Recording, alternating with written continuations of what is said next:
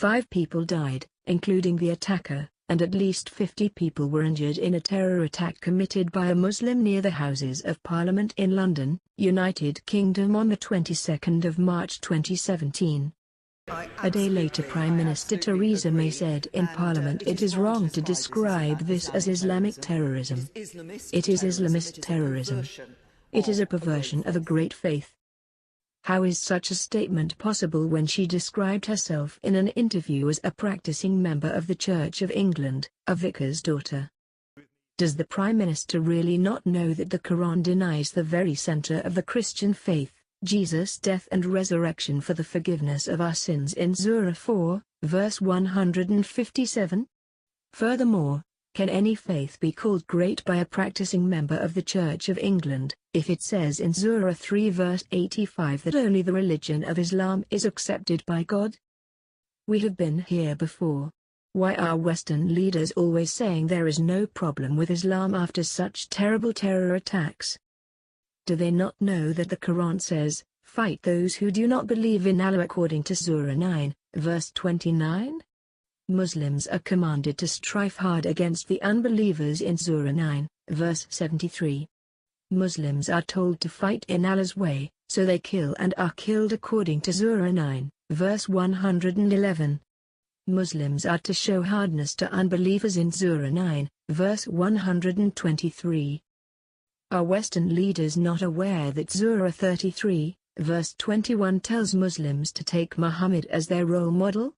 In Sahih Muslim 129 he declares, "I have been commanded to fight the people until they bear witness that none has the right to be worshipped but Allah and that Muhammad is the messenger of Allah." In Sahih Bukhari 2977 Muhammad said, "I have been made victorious with terror."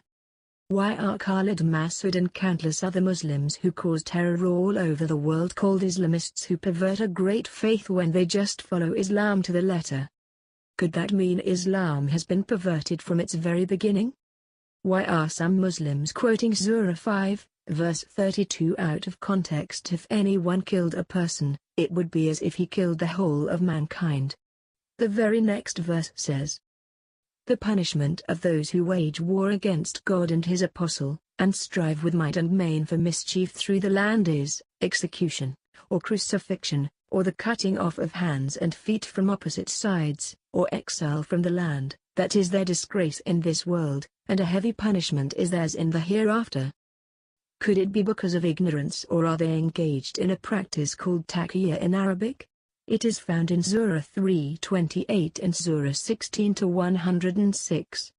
Accordingly, Muslims are allowed to lie under pressure to protect their religion and peace in the family. Muhammad said, "What is deceit?" In Bukhari Volume 4, Book 52, Hadith 269. Oaths can be abandoned according to Sahih Bukhari 7:67, 427. Are Western nations not aware that for them not to accept Islam and to criticize is to wage war against it and to spread mischief in the land as described in Surah 5, verse 32? Surely Western politicians cannot be ignorant of all these facts. What then lies really behind the standard response of Western leaders and mainstream media that there is no problem with Islam? Please judge for yourself whether the following could be the right answer to this urgent question. Western governments have conveniently put all different religions under the umbrella of faith groups. To them it does not matter that religions contradict themselves greatly, as has been shown with Islam and Christianity. Important is to keep the peace between them so they can continue to do the majority of charity work in society. The state claims to be neutral, secular, giving freedom of religion to all, not favoring any particular view. This position seems very sensible, also in light of history where religious beliefs sometimes have been used to force non-believing, or different believing people into conformity. However, secular neutrality is not possible since one cannot step away from what one believes to be true. Faith in God or no God will always influence decisions of people with particular world views, be they religious or what some consider the good life. So-called neutral governments have to use some criteria to decide what is right and wrong. Removing the beliefs of faith groups from this process unavoidably favors non-religious belief. Adherents of such secular groups decide what can and cannot be tolerated in public life. Of course, they operate according to non-religious reasoning. Currently, those without religious beliefs are generally free to say what they like in public life.